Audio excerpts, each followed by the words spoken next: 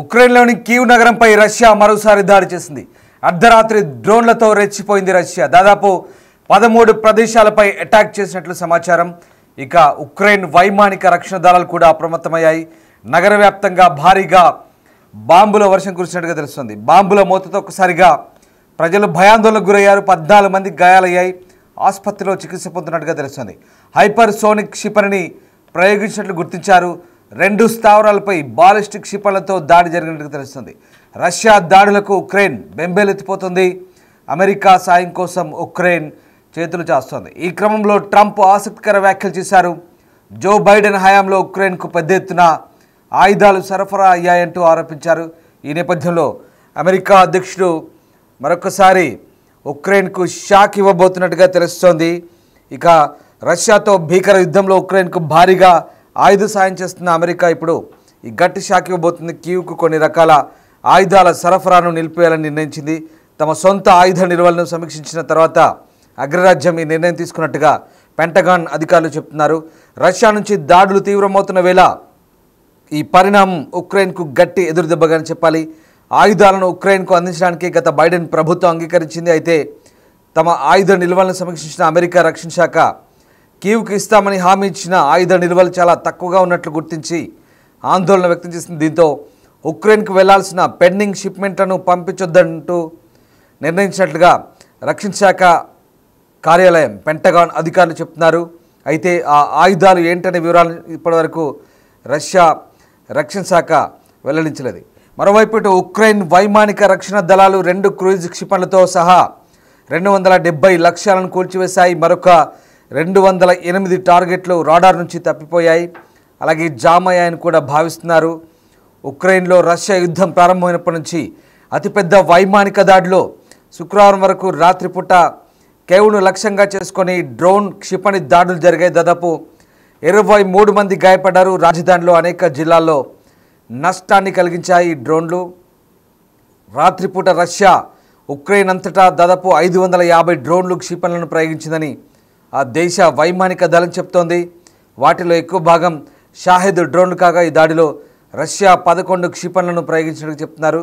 మీరు చూస్తున్న దృశ్యాలు ఉక్రెయిన్ సంబంధించిన దృశ్యాలు చూస్తున్నారు. ఉక్రెయిన్లో చాలామంది బంకర్లలో తలదాచుకుంటున్న దృశ్యాలు మనకు కనబడుతున్నాయి. భారీ డ్రోన్లు మిసైల్స్తో రష్యా విరుచుకుపడుతున్న దృశ్యాలు. దీంతో స్థానికులంతా ప్రాణభయంతో అక్కడ బిక్కుబిక్కుమంటూ గడుపుతున్న దృశ్యాలు మనకు కనబడుతూ ఉన్నాయి.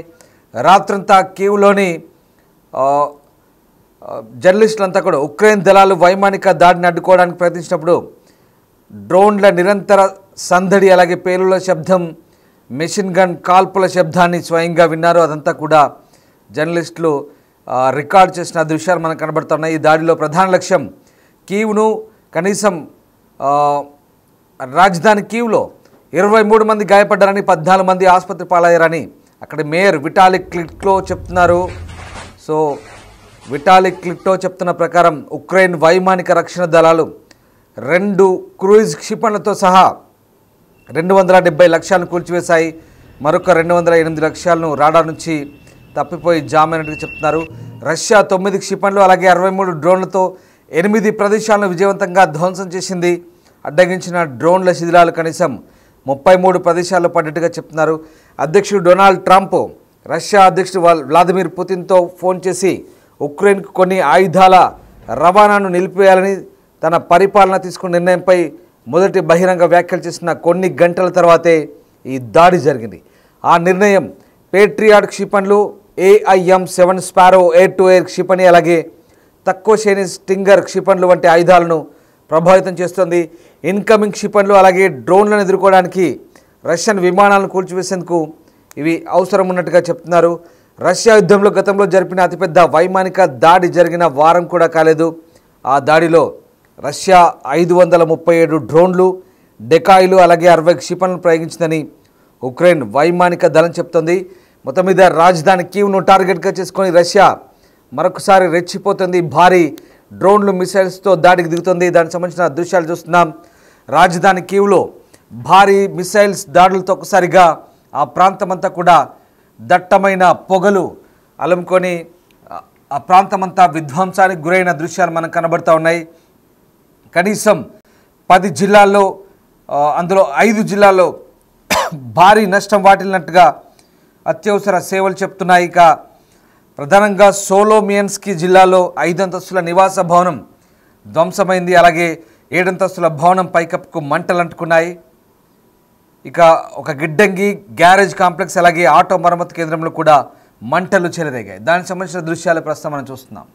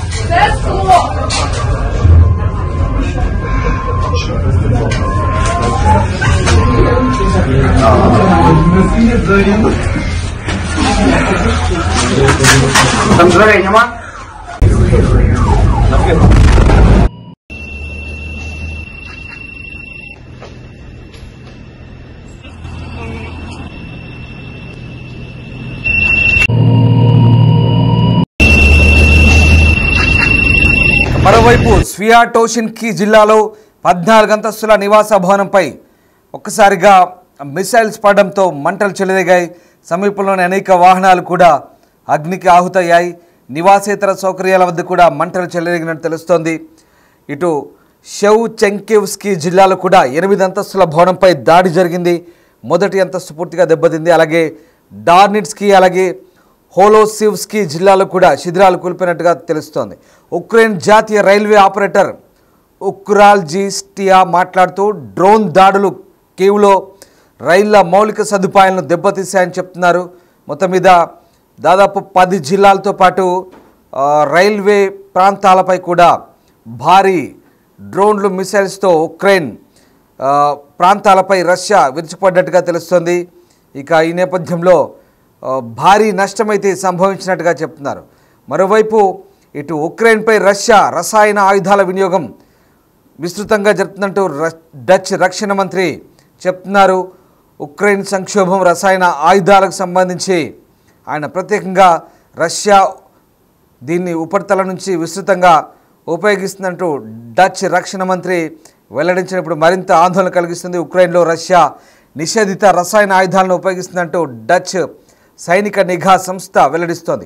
ఊపిరాడకుండా చేసే ఏజెంట్ను ఉత్పత్తి చేసే ఉపయోగించే పెద్ద ఎత్తున కార్యక్రమం ఆధారాలు ఉన్నట్టుగా చెప్తున్నారు. కఠినమైన ఆంక్షలు వీటిపై విధించాలని డచ్ రక్షణ మంత్రి కోరుతున్న పరిస్థితి. రసాయన ఆయుధాల ఏజెన్సీని ఇంకా దర్యాప్తు చేయమని తాము అడగలేదని చెప్తున్నారు. ఇక గతంలో కూడా ఇలాంటి ఆరోపణను రష్యా ఖండించిన పరిస్థితి. సో మొత్తం మీద మరోవైపు రష్యాకు మద్దతుగా ఉత్తర కొరియా అధినేత కిమ్ సంచలన నిర్ణయం తీసుకున్నారు. ఆయన మరిన్ని ఆయుధాలను రష్యాకు పంపిస్తామంటున్నారు. ఉత్తర కొరియా రష్యా మధ్య సైనిక సహకార ఒప్పందం జరిగి ఏడాది పూర్తయిన సందర్భంగా ప్యాంగ్యాంగ్లోని రాజధాని ప్యాంగ్యాంగ్లోని ఓ కార్యక్రమంలో ఉత్తర కొరియా సైనికులు రష్యా కోసం చేసిన పోరాటాలను గుర్తు చేసుకున్నారు. ఈ నేపథ్యంలో ఒక్కసారిగా వారి మృతదేహాలను చూసి కిమ్ భావోద్వేగానికి గురయ్యాడు. ఈ సమయంలో మరొక కీలక నిర్ణయం తీసుకున్నాడు.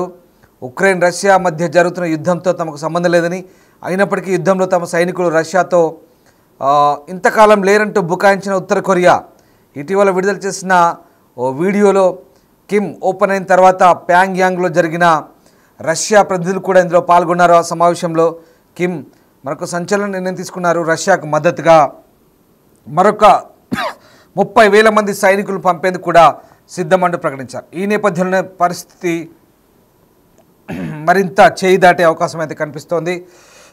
ఇక ఉక్రెయిన్ దాడిలో రష్యన్ నేవీ డిప్యూటీ హెడ్ కూడా మృతి చెందినట్టుగా మరోవైపు వార్తలు అందుతున్నాయి. 3 ఏళ్ల పైగా ఉక్రెయిన్పై సాగిస్తున్న యుద్ధంలో మరణించిన రష్యన్ సీనియర్ కమాండర్లో కూడా ఈయన ఒకరిగా చెప్తున్నారు.